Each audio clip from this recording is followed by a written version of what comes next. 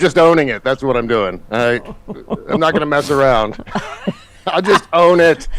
I have no idea though what those metaphors actually mean. Yeah, no like idea.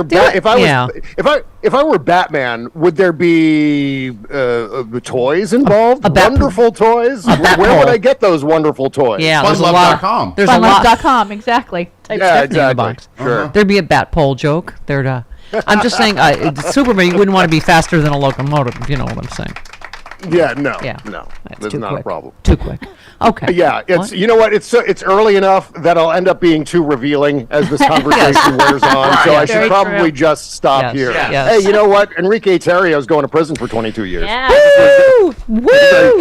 Rapidly change the subject. Yes, Yeah. there you go. How about that? How about that? But Denny He's going Terry- to stand back and stand by for quite a while. But Denny Terrio is still free to catch dance fever. Yes, Yes. yes, That's right. yes. Don't Well, get here's COVID. here's the fun fact. Here's the fun fact about Enrique Tarrio's sentencing. The sentencing was handed down by a judge who was Trump. appointed by Donald Trump, who used to work for Chuck Grassley, Yep. and was a member of the Federalist Society. Yes, yes, we covered This that. is not yes. some sort of radical left I Democrat. know. I mean, obviously, Donald Trump will frame him that way, and so will people like Charlie Kirk. But the truth is that, yes, this guy is an absolute 100% Trump appointee, Yeah. Federalist Society Deep, member. deep Yeah. state is what you're saying. Yeah, sure. Exactly right, the Okay. deep state. So we already talked about this. This polling, Allison Gill, among others, is just pointing out. This was paid for by a Republican firm. This latest Wall Street Journal poll. But Bob, you always walk such a fine line, which I love on your show. But don't get happy. Like I think we need to stay terrified. And yet at the same time, there's a reason they call these voter suppression polls, because then people on cue go, "Oh my God, Joe Biden's too old. We got to get someone else. Oh my God, he's going to lose to Trump," right? And so you just said an old president or an authoritarian fascist crime lord. Which to choose? The fact that this is even a point of debate indicates our complete lack of seriousness anymore. There's that, but you also said in 2016, idiots claimed Hillary was too old and sickly to run for president. 8 years later, she's fine. Now similar idiots are making fascism more likely by insisting Biden's too old despite zero evidence for it in his record. I mean, not only a great record, but again, we have eyes. You can see him bicycling and this and that and being super fit. And by the way, Chris, I was thinking you were like, oh, a lot of those pictures of Trump are photoshopped. I have seen pictures lately that are not photoshopped, that are him, are live video of him on a golf course, or I think he was signing a hat on the golf course. He is a big tub of goo. Oh my God. Yeah. And if he lost any weight, I was noticing this one clip of him with Bikers for Trump, someone with from Bikers from Trump, and I noticed he was wearing his white golf shirt and his black pants, that particular ensemble. Yes. And if he's lost any weight, he's lost it off of his shoulders. His little his tiny, midsection. oh my God, they barely escape the shadow of his earlobes. They're so narrow. Yeah. This is one of those things that he has to compensate for with those giant shoulder pads that just hang off the side. But I mean, of 3 his years, jacket. 3 years younger, and obviously in horrendous shape. I mean, compared to Joe Biden, and yet here we are, right? I think you were the one pointing that out, Bob. I don't know what voters those were, but I think you said there's almost a 30-point differential. People that say Biden's too old to people that say Trump is too old. Is that all voters or I mean, I don't know. Oh, you were saying the difference between Republicans saying Trump's not too old, but Democrats saying Biden's too old. Yes. And this is what I get afraid of, is that how many sentences start with Democrats are fearful that fill in the blank. It's like Exactly. And you know what? I'm not at all concerned about Joe Biden's age. I'm concerned about people who are concerned about Biden's age. And that is specifically a lot of Democrats. And the numbers you're talking about here is, I think it was in a recent poll, 64% of Democrats think Biden's age is a factor in all of this. Right. Only 28% of Republicans believe that Trump's age is a factor in all of this. And you know what? It's remarkable to me how in this country we get so easily distracted by nonsense, especially as a cataclysm is bearing down on us. It's amazing. It's like this gigantic tsunami right behind us, and we're like, oh my God, I can't get a phone signal. Oh my God, why can't I get this app to work? No, hang on. Pay attention to what's going on right behind you. And in all seriousness, that is the rise of fascism in this country. Yeah. If Donald Trump wins this coming up election, America will go through its first official fascist phase. And I don't know if that's going to actually continue on forever? It's possible that it could, because Donald Trump won't leave office once he gets in there, probably appointing successors along the way. So this is what we're talking about here. And when I say fascism, we're talking about something that's very specific. We're talking about the persecution of people who he's routinely demonized, Mexicans, any sort of immigrants whatsoever, black people. And now we see this rising anti-Semitism on social media among some of his strongest supporters. So this is something that's enormously concerning. And to get wrapped up in, oh, well, Joe Biden's old, without any metrics whatsoever to prove that, other than his actual chronological age. You can't show me one thing from Joe Biden's legislative record of successes, by the way, that were affected by his age. Nothing he has done as president, as far as job performance goes, has been negatively impacted by the fact that he's old. And by the way, you know what? Guess what? When he beat Donald Trump the first time, he was old. He was old 3 years ago. No, I mean, he's going to be old next year. He's going to be old the year after that. We got to get over it and judge based on the record, not based on some arbitrary number. That's like American pastime underestimating Joe Biden. Right? I mean, that's just it. And you know what? I tell the story, Stephanie.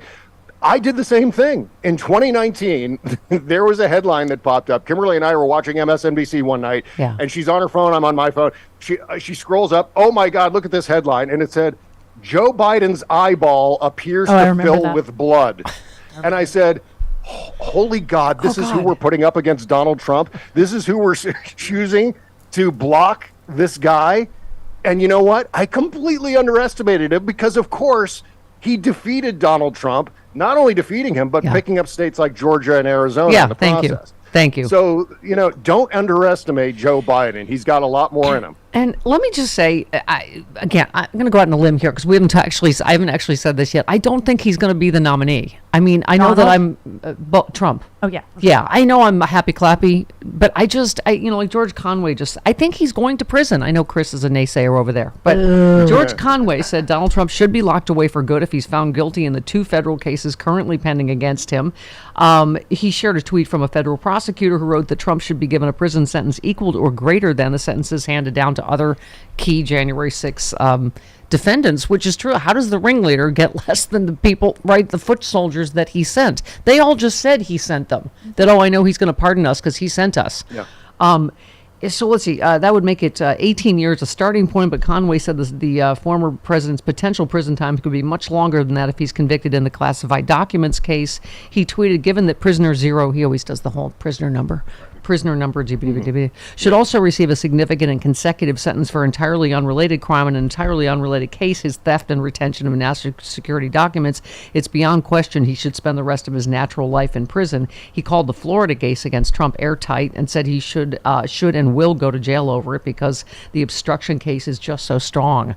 And I'm hearing more and more legal experts saying that, and I could be wrong. I get what the polling says. I mean, I get what Republican primary voters are saying, but I don't. What do you? I mean, where are you at this point about what's going to happen with Justice? Is he going to be the nominee, etc.?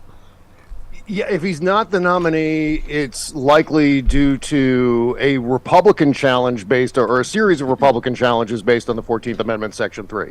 And it looks like that's the direction things are headed. I know there's one a lawyer who is a lifelong Republican who is, suing based on that.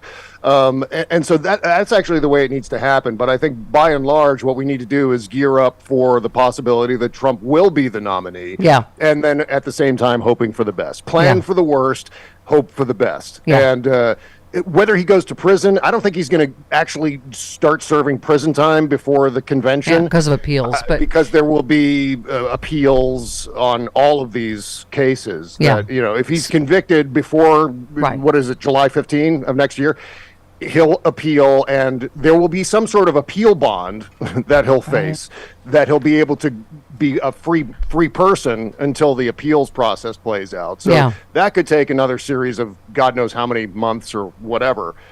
in that process. So I don't think we should count on the fact that he'll be in prison prior to Election Day, but it's very likely that he will be convicted and sentenced in at least one or two of these cases prior to then. Yeah. So we have to, but again, it's a matter now of facing the reality that all of that aside, Donald Trump is most likely to be the nominee at this point. Unless there's some big Republican, uprising against him, which that is never going to happen. As I am the happy clappy liberal, I still believe that all of my dreams could come true, and we could get all of it.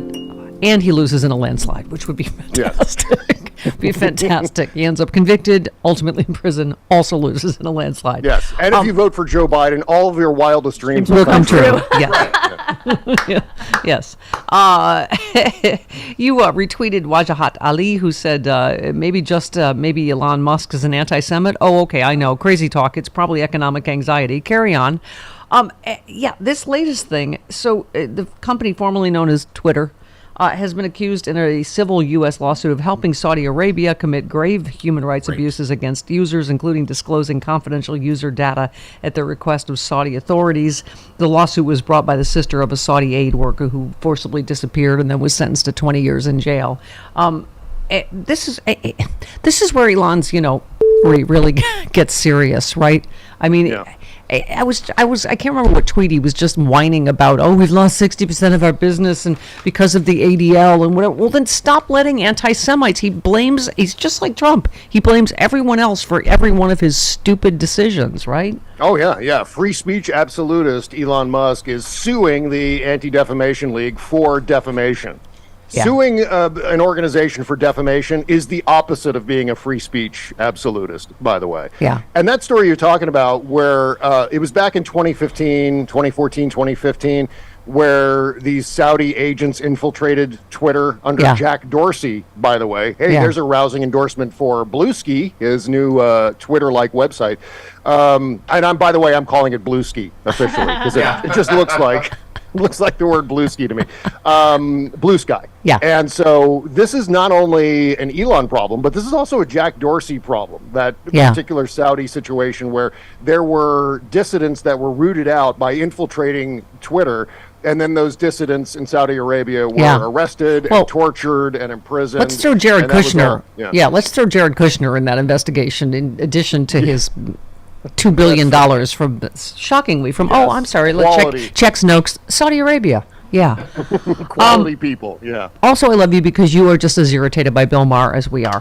You said, Bolt. Writers are not asking to be paid for nothing. Writers and actors want to be fairly compensated. There's nothing kooky about pursuing that goal. I don't get how he's become a right-wing talking point. He said some of the writers' demands are kooky. I mean, they're obviously getting screwed on streaming. And he's like, you don't have what does he say? A right to be paid as a writer. Well, no, you don't have a right just by virtue of being a writer, but the writers that are working and causing these companies to make huge profits are due their fair share, right? Yeah. Oh, and by the way, this is Bill Maher's self-medication show. I think that's what his podcast is called, because he sits there and self-medicates himself while interviewing a guest. It's like comedians in cars getting coffee. It's Bill Maher in a studio self-medicating, talking to comedians. But no, God, this is insane. He was accusing the writers of being kooky because they want to get paid without doing any work. That's not what they want. The only people in the entertainment industry who want to get paid without doing any work are the executives. Right. Yeah, and like the network middle management that has to constantly justify their paycheck by being a pain in the neck to everyone who's creative. Exactly. So, lastly, real quick, your tweet, because I heard you and Jody talking about this on your show. You said, last week Tucker told Adam Carolla this guy has a history of scams and bizarre claims. Tucker also told Carolla the guy took a lie detector test about the Obama allegations, but ignored the fact that he failed the test. 3, Tucker is a hack fraud. It's this guy that said he got high with and had sex with Barack Obama. Mm-hmm. And as you said, Tucker said, this guy took a lie detector test and, of course, fails to mention that the guy failed it. Right. That's why the media didn't cover this crap, right?